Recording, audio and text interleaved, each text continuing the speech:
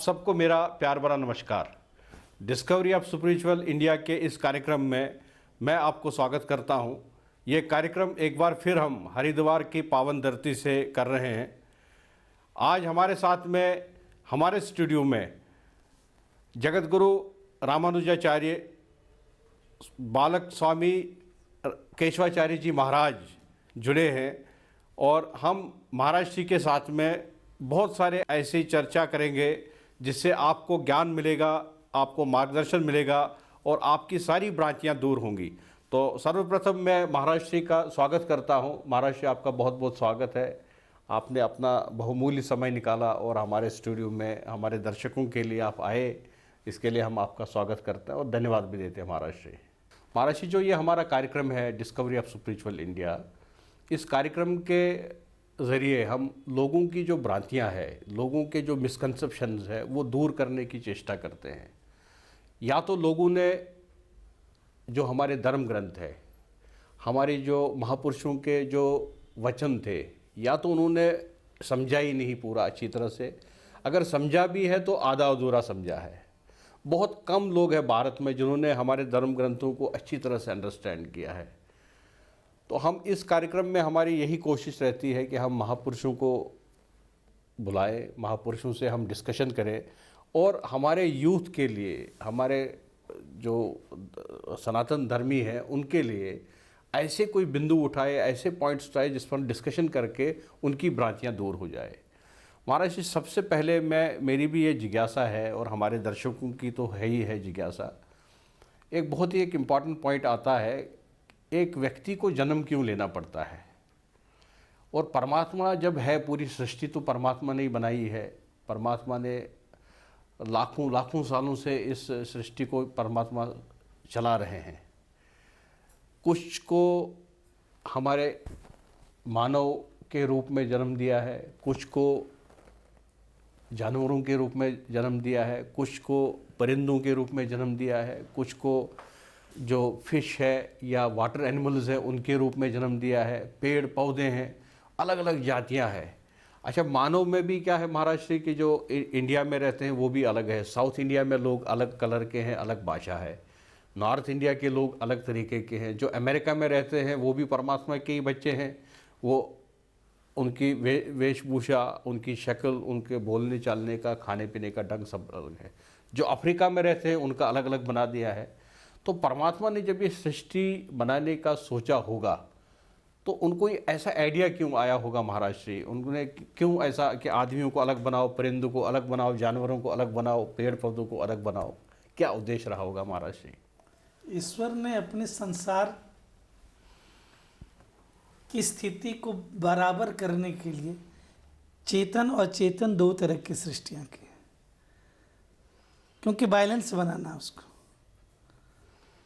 तो एक तो जो चलता है, जैसे मनुष्य हैं, पशु पक्षी हैं, ये चेतन है। और अचेतन क्या है? जैसे कि गुल्म, लता, पौधे इत्यादि, ये प्रकृति है। तो संसार के अंदर में प्रकृति की सृष्टि की भी अनिवार्यता है। अगर प्रकृति नहीं बनाए तो सौंदर्य संसार का खत्म हो जाएगा। हरियाली नहीं हो, फूल पौधे नहीं हो, गुलाब नहीं खिले, सतरंगी फूल नहीं खिले, तो क्या वीरान नहीं लगेगा? आप अपने घर में खूब सुंदर सा महल बना करके तैयार करते हैं, लेकिन आज के इस परिवेश में कहते हैं एक बगीचा होना चाहिए। जब आप महल बनाए हो, उसमें आप रह रहे हो, तो आपके बगीचे की क्या आवश्यकता है? इसलिए बगीचे की आवश्यकता है कि हमारा जो घर है उस घर में एक सौंदर्यपन आवे, हरियाली आवे। ठीक उसी तरह से इस संसार को परमात्मा ने घर की रचना बनाया। उस घर में रहने के लिए भगवान ने दो तरह का जीव का निर्माण किया। एक तो हम मनुष्य लोग जो हैं इस संसार के घर में रह रहे हैं, लेकिन इस घर की सौंदर्य बनाने के लिए भगवान ने गुल्म, लता, पौधों का भी निर्माण किया। उसमें भी जीव है। फर्क एक, उसे मारो तो वो बोलता नहीं, और हमें मारो तो हमें आवाज़ निकलती, आप मुझे क्यों मार रहे हो? ये फर्क है। उसके अंदर में वो बेजान नहीं है, यह मत सोच लेना कि उसमें जान नहीं है। पीड़ा है, उनको भी पीड़ा उनको है, भी पीड़ा है, बोल लेकिन नहीं सकते। बोल नहीं सकता। और हमें में क्या है, हमको पीड़ा दोगे मैं बोलूँगा। तो परमात्मा ने अपने इस घर के वायलेंस बनाने के लिए दो तरह का जीवों का जन्म दिया। अब उस दो तरह के जीवों में कहते हैं ना कि ईश्वर अंश जीव अविनाशी, चेतन अमल सहज सुख राशि। ईश्वर अंश जीव अविनाशी, वो जो ईश्वर है जो अदृष्टा दिखाई नहीं देता। आज तक उसकी खोज इस भारतवर्ष में हमारे मनुष्यों सदियों से करते चले आ रहे हैं और आज भी कर रहे हैं। पहले साधना से करते थे, मनस्वी लोग थे, मन से उसको खींचते थे। आज ये वर्तमान परिवेश में, इस आधुनिक जीवन में जो हम जी रहे हैं, हम अपने मन पर कंट्रोल नहीं कर पा रहे हैं। फर्क ये पड़ता है, बहुत लोग कहते हैं कि सिर्फ तो आपका अध्यात्म जो ग्रंथ है ये एक पोथी बन करके रह गया। समझे, एक पोथी है जी। पंडित जी आए और श्लोक बोले चले गए। ये श्लोक बोले चले गए, इसमें भी वातावरण शुद्धि करने की आवश्यकता है। वो वातावरण शुद्ध करता, जैसे कि एक बगीचे में अनेकों तरह के फूल खिलते हैं, कुछ फूल ऐसे भी होते हैं जिसमें सुगंध नहीं होता है, और कुछ फूल ऐसे भी होते हैं जिसमें सुगंध है। और वो जब हवा से चलती तो मैं कहता हूँ कि चमेली की खुशबू आ रही है। और एक तग्गड़ का जो फूल है उसमें फूल खिले हैं, हवा चलती कोई खुशबू नहीं आती। आती है? नहीं आती। ईश्वर ने दोनों की रचना किया, एक में खुशबू है और एक में बिना खुशबू का है। दोनों बैलेंस बनाया, एक में खुशबू दिया, एक में खुशबू नहीं दिया। उसी तरह से मनुष्य में भी, जैसे प्रकृति में खुशबू और बिना खुशबू का, मनुष्य में एक कर्म का एक अकर्म का, एक निषेध कर्म की राहों पर चलने वाला इंसान हो गया, एक जो है सिद्ध कर्मों पर चलते हैं कि हमारे पूर्वजों ने हमारे घर में जो पूर्व संस्कार दिया, मैं उस संस्कार पर चलता हूँ। और एक ऐसा हो जाता है उस संस्कार को छोड़ देता है। अब उस संस्कार को छोड़ने में क्या माँ बाप ने ये कहा था कि बेटा तुम इस संस्कार को छोड़ दो? वो संग के कारण छोड़ देता, और एक संग के कारण। इसलिए एक जगह एक बहेलिया जंगल में चला जा रहा था, किसी पेड़ पर दो तोते थे, बहेलिया दोनों तोते को पकड़ लिया। बहेलिया का काम है बेचना जी। बेचने लग गया। बेचते बेचते पहला एक पंडित मिला, कहा भैया ये तोते को दोगे? कहाँ दे दूंगा, 5 रुपया मुझे चाहिए। उस तोते को दे दिया गया। एक पंडित अपने घर में उसको पिंजरे में रख दिया, और एक तोता जो था वो जब बेचने लग गए तो एक वैश्या ले ली। वैश्या अपने नर्तक हॉल के अंदर में एक पिंजरे में बंद कर दी। प्रातः काल का बेला हुआ, पंडित के घर में वेद की स्तुतियां होने लग गई। ओम सहस्र शीर्षा पूरुखा भोर भयो उठो मम स्वामी। अरे प्रातः काल की ये समय आ गई, सूर्य जब पूरब की दिशा से उदित हो रहा है, उठो उठो। अपने शिष्यों को उठाता है, जैसे एक शिक्षक प्राचीन काल के समय में ब्रह्म मुहूर्त में अपने बच्चों को जो है शिक्षा देने के लिए उठाते थे। आज का वो शिक्षक भी अपने राह को छोड़ दिए, क्योंकि आज का जो शिक्षक है वो पारितोषिक चाहता है। पूर्व के जो हमारे गुरुजन लोग थे वो पारितोषिक नहीं लेते थे, कहते थे कि ये बच्चा अगर पढ़ के तैयार होगा उसमें मेरा नाम होगा, अपनी इज्जत, अपनी प्रतिष्ठा। आज धर्म के अंदर में ये स्थिति हो गई, हमारे अध्यात्म में भी ये स्थिति होगी। क्या इन चीज़ों से हमारे वर्तमान काल में ये जो नवीन बच्चे हैं इनमें ये संस्कार क्या जाएगा, ये हम समझ नहीं पा रहे हैं। मैं तो इस संसार में हर आदमी को मैं संदेश देना चाहता हूँ, अगर ईश्वर ने तुमको सृष्टि करके अपने घर के अंदर में जन्म दिया है तो तुम्हारा कर्तव्य है अपने ज्ञान का जो है दान दो। लेकिन वो दान धन लेकर के दान नहीं देना ज्ञान का, बल्कि निर्धनों को जैसे धन देते हैं वो खुश होता है, उसी तरह से अपना विद्या का दान दो, अपने अध्यात्म का दान दो, उसका जीवन बदलेगा। तो वो ब्राह्मण वेद पाठी प्रातः काल वेद का अध्ययन करता था, तोता सुनता था। उधर वैश्यालय में रात्रि के समय नृत्य शुरू हो जाता था, शराब और शबनम शुरू हो जाता था। जो वैश्या बोलती थी वो तोता उस पिंजरे में सुनता था। संजोग से, कहते हैं संजोग है, संजोग से दोनों जगह से दोनों तोते उड़ गए, पिंजरे खुल गए। योग से उसे बहेलिया नहीं पकड़ा, बहेलिया पकड़कर दोनों तोते को अपने घर में रखा। रात्रि का समय था, प्रातः काल का बेला हुआ, एक दूसरे पिंजरे से आवाज आई, बहेलिया उठो बेटे, ब्रह्म मुहूर्त का समय हो चुका, श्री हरि का उच्चारण करो। ये अध्यात्म उसके जन्म जन्मांतर संस्कार था किसी जन्म का, कि संग के कारण उसको जो अध्यात्म का ज्ञान हुआ। आज इस परिवेश में हमें संग की आवश्यकता है। हमें किसी ऐसे व्यक्ति के साथ में नहीं जुटना है जो मेरा कई एक जन्मों का पारिवारिक संस्कार को भी खत्म कर दे। आज हमारे इस समाज में जो वर्तमान में नवयुवक लोग हैं, हम सब न्यूक्लियर्स हो गए। एक कमरे में रहना, उसके अतिरिक्त उनको ये ज्ञान नहीं है। हमारे रामायण का जन्मदाता राम परिवार के साथ रहते थे। आज परिवार नाम का कोई चीज़ नहीं रहा। मैं उन्हें क्या बताऊं? परिवार में रहोगे तुम्हारे जीवन का हर पहलू जो उलझा हुआ ना, वो अपने आप सुलझ जाएगा। रामायण या भागवत गीता हमें यही सिखाती है, प्रेम। ईश्वर ने इस संसार रूपी घर में हमें भेजकर एक प्रेम का राह बताया, और प्रेम से बड़ा संसार में अध्यात्म कुछ नहीं हो सकता। कृष्ण भी आया, गोपियों के पास मेरे रास किए, लेकिन वो रास नहीं था, वो रसो वैसा था। शास्त्रों ने कहा रसो वैसा, ऐसा तुम स्वयं रस बन जाओ।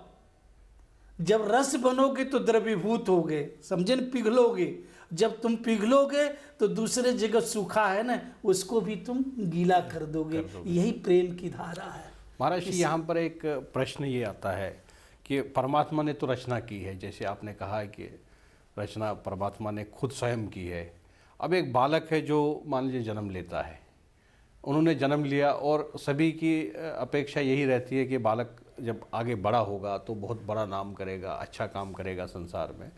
लेकिन संसार में आप देखिए संकट और दुख बहुत ज़्यादा है मानव के साथ में। क्या ये भी हो सकता है कि हो सकता है उसको उतने संकट नहीं हो, वो खुद बनाए हुए उसके संकट हो, जैसे भी है, लेकिन आज मानव दुखी है।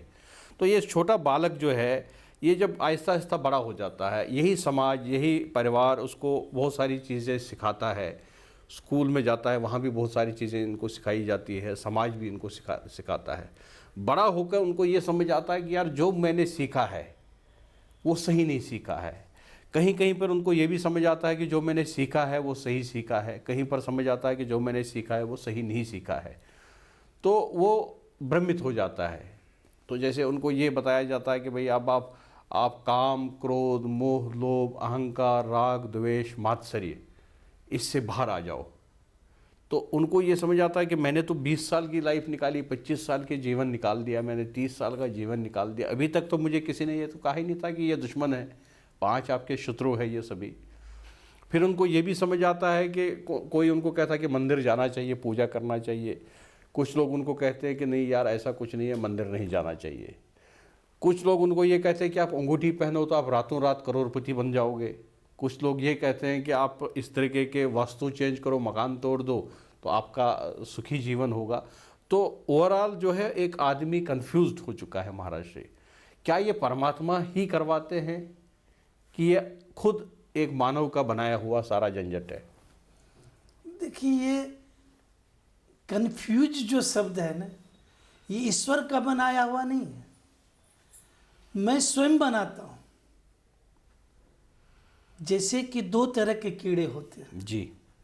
एक उर्मी, जिसको मकरा कहते हैं, एक उसी की जाति होती है रेशम के कीड़े। वो जो दीवारों में जो मकरा का जाल वो फैलाता है, ठीक उसी तरह से हम सब मकरा का जाल फैलाए हैं। लेकिन मकरा का जो जाल फैलाने वाला, ये जो जाल फैलाता है ना मकरा का जाल, जी जी जी। ये जाल ईश्वर ने फैलाया है। ये जो जाल है ना, ये ईश्वर दीवारों में जो जाल है मकरा, वो जाल ईश्वर का, मकरा ईश्वर है। और हम जो जाल फैलाए हैं वो कौन सा जाल है? रेशम के कीड़े। वो जो जाल है छत पर, और ये रेशम के जो धागे बनते हैं, हम लोभ में रेशम के धागा पैदा करते हैं। महाराज जी, थोड़ी फिलॉसफी, बहुत गूढ़ फिलॉसफी है आपकी, और मैं तो अपने दर्शकों के लिए आपसे फिर विनती करता हूँ, इसको पूरा व्याख्या कीजिए महाराज जी। ये क्योंकि ये बहुत ही फिलॉसफी ऐसी है कि जो आसान तरीके से समझ नहीं आएगा लोगों को। क्या है कि ईश्वर जो संसार की रचना किया जी, जिसमें प्रकृति, चेतन, अचेतन, हम सब जितने भी हैं, मगरमच्छ से लेकर के जल में ही तो मगरमच्छ भी जन्म लेता, और जल में ही तो फिश मतलब मछली भी जन्म लेती। बिल्कुल बिल्कुल। एक खाता है, एक अपने को बचाता है। ये सारा रचना तो उसी का है, समझे ना, सारा रचना उसी का है। वो जो, हाँ, वो भी जाल फैलाया, और एक मनुष्य जो हम लोग हैं, हम लोगों ने भी जाल फैलाया। हमारा जो जाल है वो रेशम हम, का है। हाँ, रेशम का। हमें अर्थ तुरंत चाहिए, हमको रिजल्ट तुरंत चाहिए, लेकिन ये भूल गया, रेशम के कीड़े रेशम का जाल फैलाता है और उसी में उलझ करके मर जाता है, उसको कुछ नहीं मिलता, रिक्त हस्त। मिला किसको? जो रेशम के धागे बना करके कपड़े तैयार करते हैं, उसे मिला। रेशम के कीड़े को क्या मिला? वो लोभ में आकर, समझे ना, रचना तो कर दिया उसने, लेकिन उसी धागे में उलझ करके अपना पंचतत्व खत्म कर देता। ये हम मनुष्य लोग, हम मानव हैं, हम जीव लोग हैं। ईश्वर जो रचना करता हम सबों का, आप देखेंगे उर्मी जो होता है ना, मकरा, वो नहीं फंसता उसमें, वो नहीं फंसता, जब चाहता सारे धागे को मुंह में खींच के निकल जाता है। अच्छा, इसलिए कहते हैं कि वो जो ईश्वर है, सारे संसार की सृष्टि करके भी वो निर्विकार है। सृष्टि करके भी जब चाहता तब उसको, जैसे कि मकरे का कीड़ा अपने सारे जाल को अपने पेट में समेट लेता है, वो ईश्वर है।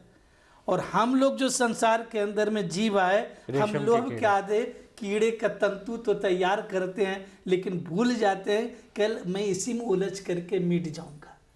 यही अध्यात्म समझने की चीज है। हमें ईश्वर ने कहा कि तुम इस संसार में आए हो, तुमको लोभ मत करो, ये मैं नहीं कहता हूँ, लोभ उतने करो कि साईं इतना दीजिए, जामे कुटुंब परिवार, मैं भी भूखा ना रहूं और साधु ने भूखा जाए। हमारे दरवाजे पर आए हुए अतिथि को मैं सम्मान कर सकूं, इसलिए ईश्वर ने हमें इस काया में भेजा। लेकिन हम किए क्या? वो जो साईं इतना दीजिए से आगे बढ़ने की चेष्टा कर दी। ये आगे बढ़ना ही जो कहते हैं ना लोभ, ये लोभ नहीं है, ये हमारा हवस है। कोई माँ बाप ये नहीं चाहता है कि हमारा बेटा हवस में जाए। हवस का काम भी एक हवस है, लोभ भी एक हवस है, इंद्रिय सुख भी एक हवस है, और बिल्डिंग के बिल्डिंग बना लेना ये भी हवस है। हवस और लोभ काम ये अलग चीज़ है। ये जो कहते हैं ना कि कह दिया लोभ को छोड़ दो, ये काम को छोड़ दो, क्रोध को छोड़ दो, हम तो कहते हैं न काम छोड़ो, न लोभ छोड़ो, न मोह छोड़ो, कुछ मत छोड़ो। अगर मोह छोड़ दोगे, शास्त्र कहता कि माँ बाप की सेवा करो, मोह छोड़ दिए तो माँ बाप का सेवा छोड़ दोगे क्या? ये कर्तव्य है। ये जो मोह है ना माँ बाप के प्रति, ये मेरा जीवन का कर्तव्य है।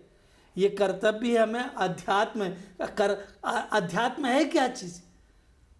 अध्यात्म कोई दृष्टि दिखाई देने वाली चीज़ है क्या? अध्यात्म यही कहता है मातृदेवो भव पितृदेवो भव। तुम्हारे घर में जो भगवान है, ये माँ और बाप, यही तुम्हारे घर का माँ और बाप ही भगवान है।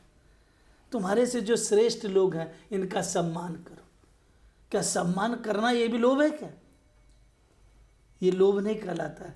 कुछ लोग ऐसे हैं, हम सम्मान तब करते हैं कि राणा जी के जेब में 5 रुपया सम्मान करेंगे तो 8 आना हमें मिल जाएगा। ये लोभ होता है। सम्मान करना लोभ नहीं होता है। लोभ वो हो जाता है 1 का 10, समझे, 10 का 100, ये लोभ। और इसको हवस भी कहते हैं, एक शाब्दिक अर्थ में हवस समझिए जो। तो हम तो यही कहेंगे कि तुम्हें भैया लोभ छोड़ने की ज़रूरत नहीं। लोभ हमारे जीवन का एक ऊर्जा देता है, समझे न, जिज्ञासा बढ़ाता है कि हम कैसे कमावें। अगर वो लोभ को आप कर्म परक मान के चलते हो तो वो लोभ सबसे अच्छा है, उस लोभ को कभी मत त्यागना। अगर क्रोध करना है कोई किसी को मार रहा हो हमारे सामने और वहाँ क्रोध करके मैं उसकी रक्षा करता हूँ, तो वो क्रोध सर्वोपरि क्रोध है, वो अध्यात्म से भी बड़ा क्रोध है। इसलिए क्रोध छोड़ने की जरूरत नहीं, लेकिन उसकी राह बदलो। जो उस क्रोध को हवस की तरफ में मत ले जाओ, अपने स्वार्थ में मिलत जाओ, उसको परमार्थ में ले जाओ। ईश्वर सिर्फ यही हमसे कहता है। इसलिए अध्यात्म की पहलू समझना बहुत मुश्किल है। एक बोतल है, एक बोतल आपसे मैं ले आया, एक इनके यहाँ से मैं गंगा झरी ले आया। अब गंगा जी हरिद्वार में आए, हम गंगा जी ले लिए जी, समझे ना, गंगा जी लेने के लिए आ गए। अब जो शराब के बोतल हमको मिल गया लेबुल वाला, उसमें गंगा जल अगर हम भर लेते हैं और लेके सड़क पर चलेंगे तो उसको गंगा जल नहीं कहेगा, लेबुल लगा है शराब का। सही बात है। और गंगा झरी में शराब भर के लेके चलते तो कहते ही तो गंगे जल लेके गंगा चल ले रहा है। चल रहा है, सही बात। अब बताइए, गंगा तो वही, लेबुल लग गया उसको शराब बोल दिया, क्योंकि इसलिए शराब बोले लेबुल लगा हुआ है, याद रखिएगा, लेबुल लगा हुआ है इसलिए शराब बोलते हैं। लेकिन जब उसको खोल के मुंह में डालते हैं तो हमें ये ज्ञान होता है कि यार ये तो गंगा जल है, ये तो पुतात्मा पवित्र करने वाली चीज है। लेकिन लेबुल लग जाने से जब गंगा जल पर संदेह हो जाता है, याद रखना, उसी तरह से कभी कभी बहके हुए भ्रमित लोग भी, हमें अपने गंगा जल में लेबुल लग गया हमारे अध्यात्म में, उसको गंगा जल के जगह वो चीज़ समझने लग जाते हैं। इसलिए भ्रम को तोड़ना है, जिज्ञासा करो, तर्क करो जीवन में, लेकिन वो तर्क मत करना। हमारे ब्रह्मसूत्र में वर्णन आया, न तर्काधीना ईश्वर। ईश्वर कभी भी तुमको तर्क से नहीं मिल सकता। ईश्वर को मानने के लिए, जानने के लिए तुमको श्रद्धा और विश्वास की जरूरत है। जिस दिन श्रद्धा और विश्वास में दृढ़ता आ जाएगी, उसी दिन तुम ईश्वर को प्राप्त करोगे। और ईश्वर तर्क से ढूंढने लगोगे तो परे, तर्क से परे। जैसे कि अच्छे कपड़े खरीदने के बाद और अपने गांव में किसी आले की खुट्टी में टांग देते हैं और एक चूहा आता है, तो वो चूहा काटता नहीं, उसको क्या करता, कतरन कर देता। मतलब दर्जी भी उसको नहीं सी सके, समझे ना। ठीक उसी तरह से कुछ लोग ऐसे हैं, अपने अध्यात्म को चूहों के सरीके कतरना चाहते हैं। और कतरोगे तो उस अध्यात्म से तुमको तो मिलेगा कुछ नहीं, बल्कि उल्टे अपना नुकसान हो जाएगा। इसलिए जीवन में हमें तर्क करना है, लेकिन चूहे के सरीके तर्क नहीं करना है। हमें स्थिर और अस्थिर मन से उस पर विचार करना है। जैसे कि हमारे मनुष्यों ने, हमारे बाप दादाओं ने, पूर्वजों ने एक राह बताया कि मंदिर जा, मंदिर जा। वे मंदिर क्यों जाऊं? हम मंदिर जाते हैं, क्या मिलेगा हमको? हमें मंदिर में क्या मिलेगा? एक कंधा उस मंदिर के बाहर सीढ़ी के नीचे में धूली पड़ा हुआ था, उस धूली में ढूंढ रहा था। कुछ लोगों ने कहा, बाबा सुबह से शाम हो गया, क्या ढूंढ रहे हो? इस धूली में तुम ढूंढ क्या रहे हो? कहा हीरा ढूंढ रहा हूं। पागल हो? बड़े बड़े लोगों के पास हीरे ने, तुम धूली में हीरा ढूंढ रहे हो? जोहरी क्यों ढूंढो तो मिले। इस मंदिर के दरवाजे पर तुम ये धूल में क्या ढूंढ रहे हो? कहा हीरा ढूंढ रहा हूं। कहा तुमको विश्वास है हीरा मिलेगा? कहा संजोग से एक छोटा सा हीरा उसके हाथ में आ गया। अंधे ने कहा, देखो धूली से हीरे मिले कि नहीं? इस धूली से हीरे मिले तो मंदिर में आओगे, इस मूर्ति का दर्शन करोगे तो भगवान क्यों नहीं मिलेंगे? करो तो तुम अपने पग बढ़ाओ, विश्वास करो अपने आप। जैसे धूले से हमें हीरा मिल सकता है, तो मंदिर के उस बूथ से, उस पत्थर की मूर्ति से क्यों नहीं हमें भगवान मिल सकता है? बिल्कुल। हमें विश्वास होना चाहिए अपनी उस ईश्वर के प्रति। ईश्वर ने रचना जरूर किया, एक बात ध्यान दीजिएगा राणा साहब, फर्मा अनंत है उनका। किसी व्यक्ति का एक चेहरा नहीं मिल सकता इस संसार के अंदर में। जैसे आपने कहा अमेरिका में, जर्मनी में, ये सारे चीज में सबका अलग अलग फर्मा बना है। एक फर्मा का कोई बता दीजिए हमको, कितने उसने फैक्ट्री में फर्मा तैयार किया होगा जो अनेकों तरह का रूप की रचना कर दी। 700 करोड़ तो इस वक्त है महाराज श्री, 700 करोड़ लोग रहते हैं इस धरती पर, 700 करोड़।